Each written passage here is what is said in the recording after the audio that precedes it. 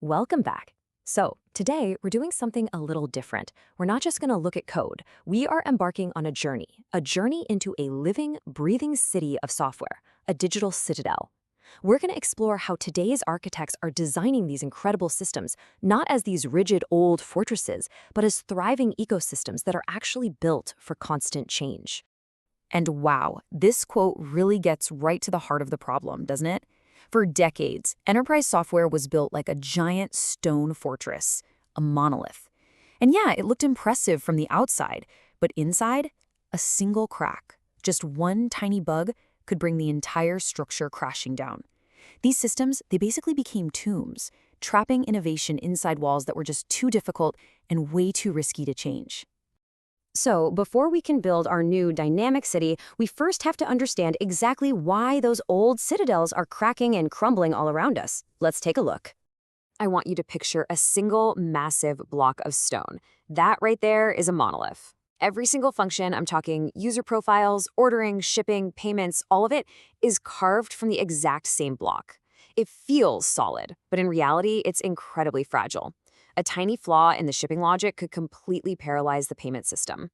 And to fix that one small crack, you have to shut the entire city down for repairs. It's just a recipe for total paralysis. Now, this natural tendency for systems to just decay over time, we call that enterprise entropy.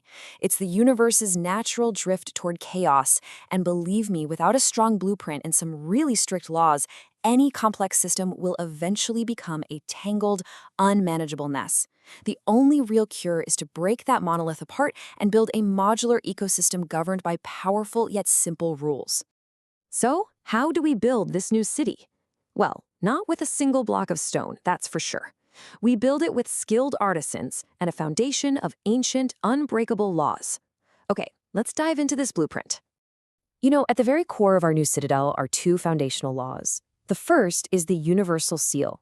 It's basically a promise that every service, every single artisan, will communicate through a standard, predictable interface. Think of it like a universal power outlet. And the second law is the Polyglot Decree, which is a declaration of freedom.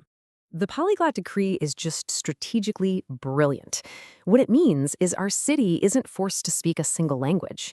We can have one guild of artisans who are absolute masters of Python for data science, and right next to them, another guild who are masters of Go for high-speed messaging. And they can all work together seamlessly because that universal seal guarantees they understand each other's contracts. This frees us from ever being locked into a single vendor or a single technology. All right, with these laws in place, the city gets populated by three very distinct guilds of artisans.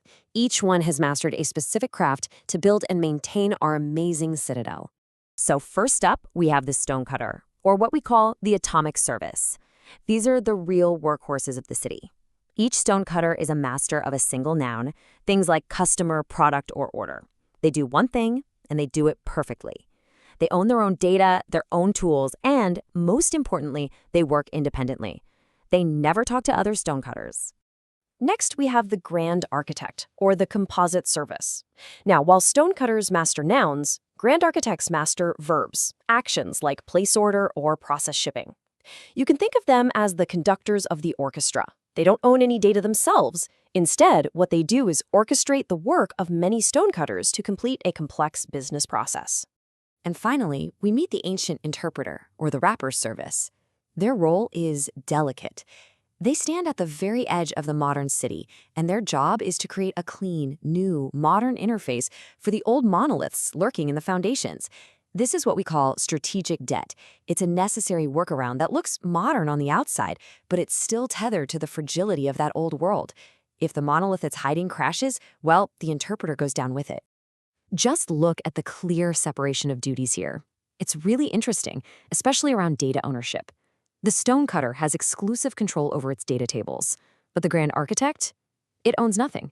It only directs the flow of work. This division is absolutely critical for preventing that entropy we were talking about earlier. Okay, so we've got our laws and our artisans, but how do they actually talk to each other? Communication is the lifeblood of this city. And how you choose to communicate, well, that turns out to be a really big strategic choice. We call this a choice of breath. When one artisan sends a message to another, do they hold their breath and wait for an immediate response? Or do they just send the message off and trust that it'll be handled, allowing them to, well, breathe and move on to the next task? This choice, right here, defines the resilience of our entire city. So this choice really comes down to two different systems. First, there's the urgent messenger, which uses HTTP. This is synchronous. You send a messenger and you literally wait right there until they come back with a reply. This is perfect for something like a livestock check. The second system is the pneumatic tube post, using AMQP. This is asynchronous. You put your message in a tube, send it off, and you trust the system will deliver it. This is absolutely ideal for something like sending an email receipt. To really truly understand this choice of breath, let's follow a customer's order on its journey through the city. We're going to trace its path through 7 key steps, all laid out right here. Okay, our journey begins. The user clicks place order. Right there, an urgent messenger, a synchronous HTTP request, is sent to our grand architect, the place order service. At this very moment, the user is waiting. Their browser is holding its breath. The architect immediately sends its own urgent messenger to the order Stonecutter to create the record. The Stonecutter confirms it and sends a reply straight back. Now remember, this is all synchronous. The user is still holding their breath through all of this back and forth. And here's the brilliant pivot. With that confirmation in hand, the architect now makes that choice of breath. It sends 2 asynchronous messages into the pneumatic tube post, one for logging, another for shipping. These are slow tasks the user doesn't need to wait for. The architect is now free to move on. Now, eventually, the shipping guild will finish its work and send its own message back through that tube system. But, and this is crucial, no one is actively waiting for this. It's just a background update that happens when it happens without blocking the main flow of traffic in the city. So here's the main takeaway. As soon as the architect gets that initial created status back in step 3, it can send the final confirmation back to the user's interface. The user gets their order confirmed message, totally unaware that other work is still running in the background. This is exactly how we keep the city's traffic flowing smoothly. We've just followed one single package on its journey. Pretty cool, right? Now let's zoom out and see the grand blueprint of the entire Citadel. It's organized into 6 distinct layers that we call the Terraces of Governance. And let me be clear, this 6-layered structure isn't just a suggestion. It's a mandatory defense.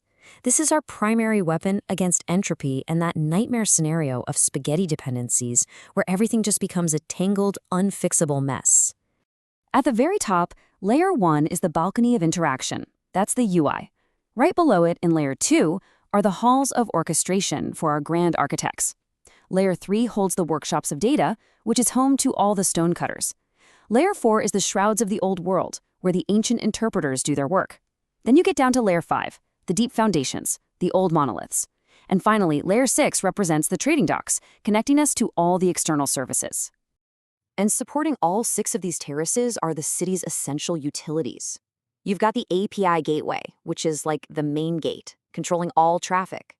The enterprise service bus acts as the inner arteries. The message broker is our city's post office, the thing running that pneumatic tube system.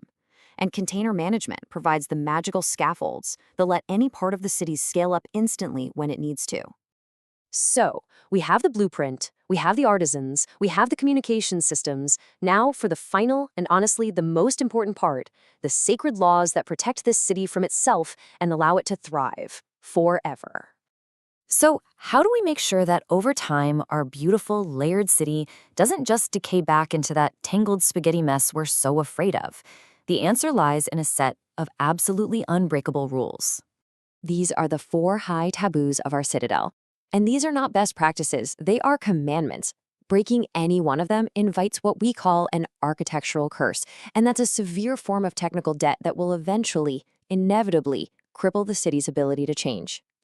Let's just take that second taboo for a second. Why can't stonecutters talk to each other? Well, because if the customer service starts depending directly on the address service, you've secretly tied them together. You've just woven an invisible thread, and now you can't update the address service without risking a break in the customer service. Multiply that by 100, and you've got an invisible web that chokes all agility. And this last taboo, this is perhaps the most critical one of all. A grand architect lives in the modern district. It's fast, it's agile, it's scalable. The monolith is not. By forcing the architect to speak through an ancient interpreter, We are shielding the new world from the fragility and the constraints of the old one. It's a firewall that preserves our agility. So why? Why do we go to all this trouble? The layers, the taboos, the different artisans? It's because adhering to these laws unlocks the ultimate prize, CI/CD, the ability to continuously integrate new code and deploy new features without ever shutting the city gates. We can update the shipping guild while the order guild is taking thousands of orders a minute. It's incredible. And this all brings us to the final and I think most beautiful truth of this kind of architecture. A citadel built this way is never finished. It's not a static monument to be unveiled and then just left alone. No, it exists in a constant state of becoming. The eternal renovation. The ability to react to changes in the market, not in months or years, but in hours. This is the ultimate goal.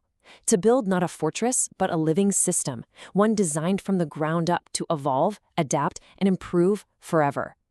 Thanks for joining me on this journey.